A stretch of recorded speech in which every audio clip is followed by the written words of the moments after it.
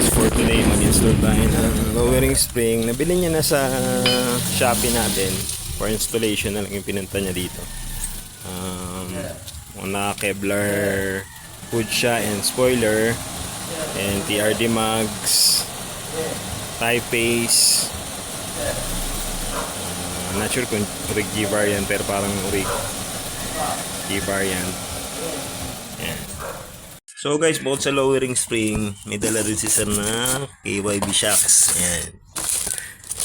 Ang legit naman, KYB. Napalitan na rin kasi 90,000 na yung mileage. Anong year model nito, boss? Kaedad nung ano ko, Vios ko. 205, 45, 17. Matic? Matic. Fender gap niya halos 4, pero 3.5 na lang. Naka 17 inch TRD. Ito talaga yung mags nito, pinakulayan mo lang. So TRD rig siya. Yan, 3.5 din yung rear. Tinanggal mo na yung... Nasa yung spoiler mo? Ay sir, tinrig ko kay yung naano dun sa para. Pero mas may epekto yon sa talagang circuit. Yan, 3.5. So pantay-pantay na 3.5.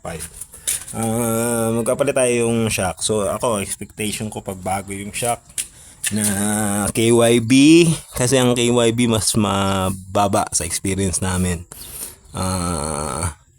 Hula ko o estimate 1.5 o 1 yung front, then yung rear sa 1.5 to 2 kung mga bago yung shocks. Okay, so install na natin. Rig TRD mags to, repainted lang sa gunmetal. Okay.